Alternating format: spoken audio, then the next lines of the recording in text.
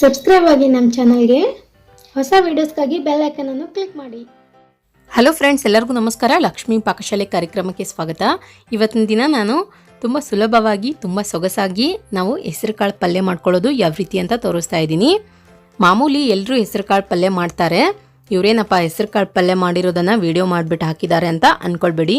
ತುಂಬ ಜನರು ಕೂಡ ರಿಕ್ವೆಸ್ಟ್ ಮಾಡಿದ್ರಿ ಹೆಸರುಕಾಳು ಪಲ್ಯನ ನಾವು ಯಾವ ರೀತಿಯಾಗಿ ಟೇಸ್ಟಿಯಾಗಿ ಮಾಡ್ಕೊಳ್ಳೋದಂತ. ನಮ್ಮೂರ ಕಡೆ ಎಲ್ಲ ಖಡಕ್ ರೊಟ್ಟಿ ಜೊತೆಗೆ ಇದೇ ಫೇಮಸ್ ಆಗಿರೋ ಪಲ್ಯ. ಎಲ್ಲರೂ ವಾರಕ್ಕೊಮ್ಮೆ ಆದರೂ ತಪ್ಪದೇನೆ ಈ ಹೆಸರುಕಾಳು ಪಲ್ಯನ ಮಾಡ್ತಾರೆ. ಈ ಥರ ನೀವು ಒಂದ್ಸಲ ಟ್ರೈ ಮಾಡಿ ನೋಡಿ, ತುಂಬ ಚೆನ್ನಾಗಾಗುತ್ತೆ ಟೇಸ್ಟಿಯಾಗಿ. ಬನ್ನಿ ಹಾಗಿದ್ರೆ ಈ ರುಚಿಕರವಾದ ಹೆಸರುಕಾಳು ಪಲ್ಯ ಮಾಡೋದು ಯಾವ ರೀತಿ ಅಂತ ನೋಡೋಣ. ಮೊದಲೇದಾಗಿ ಒಂದು ಮಿಕ್ಸಿ ಜಾರ್ ತೊಗೊಳ್ಳಿ. ಅದಕ್ಕೆ ನೀವಾಗ ಒಂದು 8 ರಿಂದ 10 ಹಸಿರು ಮೆಣಸಿನ್ಕಾಯಿ ಹಾಕ್ಕೊಳ್ಳೋಣ. ಆದಷ್ಟು ಒಂದು ಸ್ವಲ್ಪ ಖಾರ ಜಾಸ್ತಿ ಇರೋದನ್ನು ಬಳಸಿ. ನಂತರ ಒಂದು ಸ್ವಲ್ಪ ಕರಿಬೇವಿನ ಸೊಪ್ಪು ಹಾಕ್ಕೊಳ್ಳಿ, ಕ್ಲೀನಾಗಿ ವಾಶ್ ಮಾಡಿಬಿಟ್ಟು. ನಂತರ ಒಂದು 2 ಗಡ್ಡೆಯಷ್ಟು ಬೆಳ್ಳುಳ್ಳಿನ ಗಡ್ಡೆ ಸುಲಿದ್ಬಿಟ್ಟು, ಪೂರ್ತಿಯಾಗಿ ಸುಲಿಯೋ ಅವಶ್ಯಕತೆ ಇಲ್ಲ, ಗಡ್ಡೆನ ಬಿಡಿಸ್ಬಿಟ್ಟು ಹಾಕ್ಕೊಳ್ಳಿ. ಅದಾದ ನಂತರ ಒಂದು ಸ್ವಲ್ಪ ಉಪ್ಪು ಹಾಕ್ಬಿಟ್ಟು ಇದನ್ನ ಇವಾಗ ಗ್ರೈಂಡ್ ಮಾಡ್ಕೊಳ್ಳೋಣ. ನೋಡಿ, ಇವಾಗ ನಾನಿಲ್ಲಿ ಗ್ರೀನ್ ಚಿಲ್ಲಿ ಪೇಸ್ಟ್ ರೆಡಿ ಮಾಡಿಬಿಟ್ಟು ಇಟ್ಕೊಂಡಿದ್ದೀನಿ. ಈ ರೀತಿಯಾಗಿ ಒಂದು ಸ್ವಲ್ಪ ತರಿಯಾಗಿ ಗ್ರೈಂಡ್ ಮಾಡ್ಕೊಳ್ಳಿ. ನಂತರ ಫ್ರೆಂಡ್ಸ್, ಇಲ್ಲಿ ನಾನು ಹೆಸರು ಕಾಳನ್ನು ಹುರಿದ್ಬಿಟ್ಟು ಒಂದು ಕುಕ್ಕರ್ಗೆ ಹಾಕ್ಬಿಟ್ಟು ನೀರು ಹಾಕ್ಕೊಂಡ್ಬಿಟ್ಟು ವಿಸಿಲ್ ಕೂಗಿಸ್ಬಿಟ್ಟು ಇಟ್ಕೊಂಡಿದ್ದೀನಿ. ಒಂದು 4 ರಿಂದ 5 ವಿಸಿಲ್ ಕೂಗಿಸ್ಬಿಟ್ಟು ಈ ರೀತಿಯಾಗಿ ಚೆನ್ನಾಗಿ ಕುದಿಸ್ಬಿಟ್ಟು ಇಟ್ಕೊಂಡಿದ್ದೀನಿ. ಜಾಸ್ತಿ ಕುದಿಸ್ಕೊಳ್ಳೋ ಅವಶ್ಯಕತೆ ಇಲ್ಲ. ಒಂದು 4 ರಿಂದ 5 ವಿಸಿಲ್ ಕೂಗಿಸ್ಕೊಂಡ್ರೆ ನಿಮಗೆ ಈ ರೀತಿಯಾಗಿ ಉದುರುದ್ರಾಗಿ ಹೆಸರು ಕಾಳು ಚೆನ್ನಾಗಿ ಬೇಯುತ್ತೆ. ಇದಕ್ಕೆ ಇವಾಗ ಒಗ್ಗರಣೆ ರೆಡಿ ಮಾಡ್ಕೊಳ್ಳೋಣ. ಗ್ಯಾಸ್ ಆನ್ ಮಾಡ್ಕೊಂಡ್ಬಿಟ್ಟು ಒಂದು ಪಾತ್ರೆ ಇಟ್ಕೊಳ್ಳಿ. ಅದು ಬಿಸಿಯಾದ ನಂತರ ಅದಕ್ಕೆ ಇವಾಗ ಎಣ್ಣೆ ಹಾಕ್ಕೊಳ್ಳೋಣ.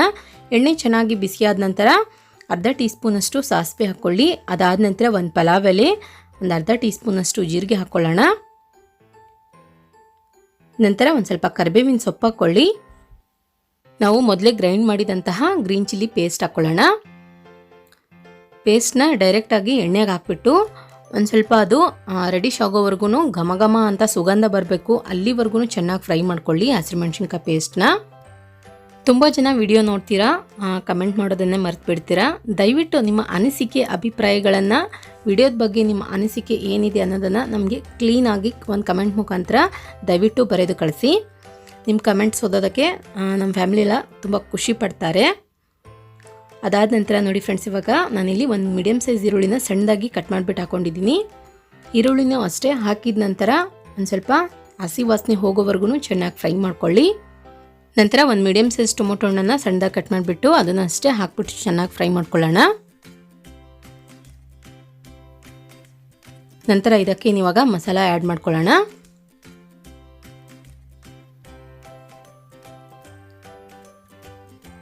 ಒಂದು ಚಿಟಿಕೆಯಷ್ಟು ಅರಿಶಿಣ ಪುಡಿ ಹಾಕ್ಕೊಳ್ಳಿ. ಅರ್ಧ ಟೀ ಸ್ಪೂನಷ್ಟು ಗರಂ ಮಸಾಲ, ಅರ್ಧ ಟೀ ಸ್ಪೂನಷ್ಟು ಧನಿಯಾ ಪೌಡರ್. ನಂತರ ರುಚಿಗೆ ತಕ್ಕಷ್ಟು ಉಪ್ಪು ಹಾಕ್ಕೊಳ್ಳೋಣ. ಇದನ್ನಿವಾಗ ತಿರ್ಗಾ ಒಂದ್ಸಲ ಚೆನ್ನಾಗಿ ಮಿಕ್ಸ್ ಮಾಡ್ಕೊಳ್ಳೋಣ. ಇದಕ್ಕೆ ಖಾರದ ಪುಡಿ ಹಾಕೊಳ್ಳೋ ಅವಶ್ಯಕತೆ ಏನಿಲ್ಲ. ನಾನಿಲ್ಲಿ ಖಾರ ಜಾಸ್ತಿ ಇರೋ ಹಸಿರು ಮೆಣಸಿನ್ಕಾಯಿ ಪೇಸ್ಟೇ ಯೂಸ್ ಮಾಡಿದ್ದೀನಿ. ನಾವು ಖಾರದ ಪುಡಿ ಕೂಡ ಹಾಕ್ಕೊಂಡ್ಬಿಟ್ರೆ ಜಾಸ್ತಿ ಖಾರ ಆಗಿಬಿಡುತ್ತೆ.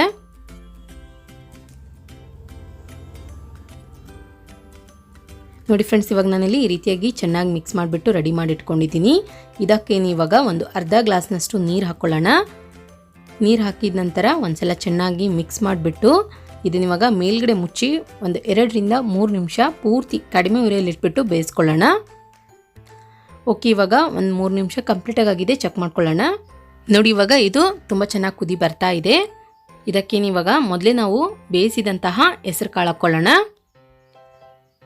ಹೆಸರು ಕಾಳು ಹಾಕ್ಬಿಟ್ಟು ಇದನ್ನು ಚೆನ್ನಾಗಿ ಮಿಕ್ಸ್ ಮಾಡ್ಕೊಳ್ಳಿ.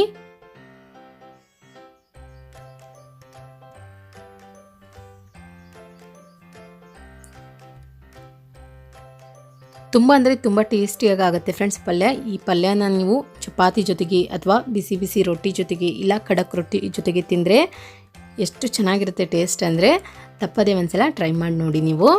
ಇದಕ್ಕೆ ಇವಾಗ ನಾನಿಲ್ಲಿ ಕುಕ್ಕರ್ನ ತೊಳೆದ್ಬಿಟ್ಟು ಇನ್ನೊಂದು ಸ್ವಲ್ಪ ನೀರು ಹಾಕಿದ್ದೀನಿ. ಈ ಹೆಸರುಕಾಳು ಪಲ್ಯ ನಾವು ಎಷ್ಟು ಗ್ರೇವಿಯಾಗಿ ಮಾಡ್ತೀವಿ ಅಷ್ಟು ಚೆನ್ನಾಗಿ ಕೊಡುತ್ತೆ ಟೇಸ್ಟು. ಆದಷ್ಟು ಗಟ್ಟಿಯಾಗಿ ಅಷ್ಟು ಚೆನ್ನಾಗಿರಲ್ಲ. ಅದಕ್ಕೋಸ್ಕರ ನಾನು ಹೆಸರುಕಾಳು ಪಲ್ಯ ಮಾಡಿದಾಗ ಸ್ವಲ್ಪ ಜಾಸ್ತಿಯಾಗಿ ನೀರು ಹಾಕ್ಕೊಳ್ತೀನಿ. ಇದಕ್ಕೆ ಇವಾಗ ಕೊನೆಯದಾಗಿ ರುಚಿಗೆ ನೋಡ್ಕೊಂಡ್ಬಿಟ್ಟು ಉಪ್ಪು ಹಾಕ್ಬಿಟ್ಟು ಇದನ್ನು ಒಂದ್ಸಲ ಮಿಕ್ಸ್ ಮಾಡ್ಕೊಂಡ್ಬಿಟ್ಟು ಮೇಲ್ಗಡೆ ಮುಚ್ಚಿ ಮತ್ತೆ ಇದನ್ನು ಒಂದು 5 ರಿಂದ 10 ನಿಮಿಷ ಪೂರ್ತಿ ಕಡಿಮೆ ಉರಿಯಲ್ಲಿಟ್ಬಿಟ್ಟು ಬೇಯಿಸ್ಕೊಳ್ಳೋಣ. ಓಕೆ, ಇವಾಗ ಒಂದು 10 ನಿಮಿಷ ಕಂಪ್ಲೀಟಾಗಿ ಆಗಿದೆ, ಚೆಕ್ ಮಾಡ್ಕೊಳ್ಳೋಣ. ವಾವ್, ನೋಡಿ ಫ್ರೆಂಡ್ಸ್, ಇವಾಗ ಬಿಸಿ ಬಿಸಿ ಆದ ಮತ್ತು ತುಂಬ ರುಚಿಕರವಾದ ಹೆಸರುಕಾಳು ಪಲ್ಯ ರೆಡಿಯಾಗಿದೆ. ಇದಕ್ಕಿವಾಗ ಒಂದು ಸ್ವಲ್ಪ ಕೊತ್ತಂಬರಿ ಸೊಪ್ಪನ್ನು ಕ್ಲೀನಾಗಿ ವಾಶ್ ಮಾಡಿಬಿಟ್ಟು ಕಟ್ ಮಾಡಿಬಿಟ್ಟು ಹಾಕ್ಕೊಳ್ಳಿ.